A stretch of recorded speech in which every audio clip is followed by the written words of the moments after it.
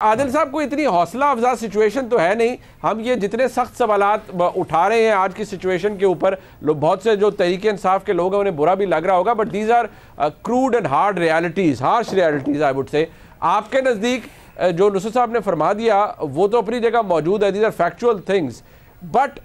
عمران خان صاحب کی جماعت, من خان صاحب, اس کی کیا ایگزسٹنس ہوگی, اس کی کیا ریکگنیشن ہوگی؟ کیونکہ تحریک انصاف سے آپ عمران خان صاحب کو نکال دیجئے, سائڈ پہ کر دیجئے,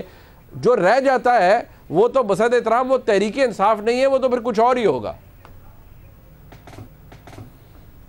دیکھیں منیب, ایک تو ہمارے ساتھ ماضی قریب میں اگر دیکھیں تو ایم کیو ایم پاکستان کی اگزامپل ہے, بانی کو نکالا گیا الطاف حسین صاحب کو, وہ ایگزسٹ تو کرتی ہے جماعت, لیکن ہر گزرتے دن کے ساتھ, الیکشن کے ساتھ, ایم کیو ایم کی جو الیکٹورل پالیٹکس ہے یا جو کارکردگی ہے وہ بری سے بری ہوتی جا رہی ہے. تو تحریک انصاف کا بھی اس سے زیادہ حشر میرے خیال میں کہ زیادہ برا ہوگا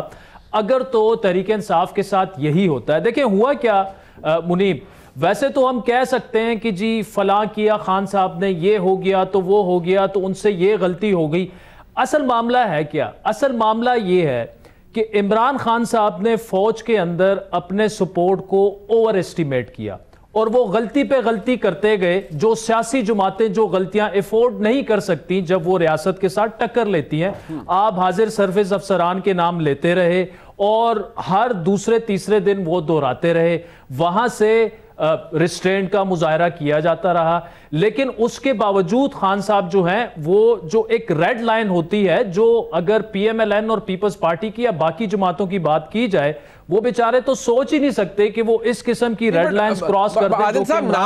نام تو پی ڈی ایم کے جلسوں میں بھی لیے گئے, لیکن عمران خان صاحب نے جو کیا وہ مختلف کے, آپ نے ایک درست بات کی کہ اوور ایسٹیمیٹ کیا, یا آپ نے لکھا بھی ہے اس کے اوپر, نام تو پی ڈی ایم کے جلسوں میں بھی لیا جاتا رہا, حاضر اس وقت سروس موجود تھے, آرمی چیف بھی, ڈی جی آئی بھی. عمران خان صاحب نے مختلف کیا کیا, کیونکہ یہ ذرا ویور بھی جاننا چاہے گا کہ کیا مختلف کیا عمران خان صاحب نے, جو کیا وہ کتنا ڈیمیجنگ تھا. بالکل منیب, میں آپ کی بات سمجھ گیا ہوں جی. نام نواز شریف اور مریم نواز صاحبہ نے بھی لیے جلسوں میں, لیکن انہوں نے اسٹریٹجی کے طور پر لیے, پریشر بڑھایا, پھر ان سے جو کچھ ان کو وصول ہو سکتا تھا وہ اس وقت ہوا. عمران خان صاحب نے شدت سے نام دوبارہ ریپیٹ کیے, اور اگرچہ ان کو وہ حاصل ہو سکتا تھا, ان کو بار بار یہ بھی بتایا گیا کہ جی الیکشنز بھی ہو جائیں گے اکتوبر میں, آپ کو یہ چیز چاہیے یہ بھی مل جائے گی. وہ میں وہی اسی بات کی طرف آ رہا ہوں کہ ان کا یہ خیال تھا کہ فوج کے اندر جو ان کی سپورٹ ہے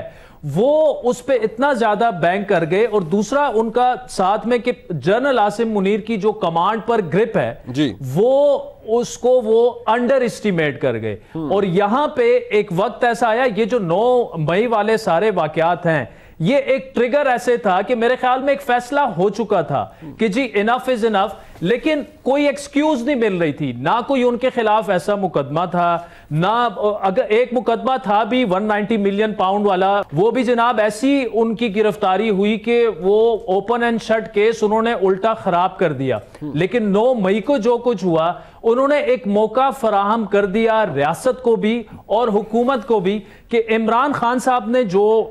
کیا پچھلے 1 سالوں میں, اس پر ابھی ان کو بالکل ایک فل سٹاپ لگا دی جائے کہ جناب اس کے بعد انف از انف. اب اس میں کچھ آگے منیب کیا ہوگا, تحریک انصاف اس وقت جس ڈگر پہ کھڑی ہے,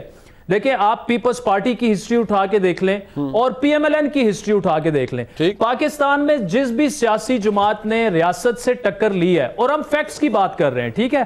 ایک جو اعتماد کا فقدان, اعتماد جب ٹوٹ جاتا ہے وہ اعتماد کی بحالی میں پھر آپ کو 10 12 سال لگ جاتے ہیں. پیپلز پارٹی کو 2008 تک ریاست نے اس طرح قبول نہیں کیا تھا جو 1979 کے بعد ہم بار بار سنتے رہے تھے کہ یار پیپلز پارٹی کی قبولیت اس طرح سے نہیں ہے. نواز شریف 99 میں نکلا, نواز شریف 2013 میں واپس آیا, اس کو 14 سال لگے, 2016 میں نواز شریف اپنی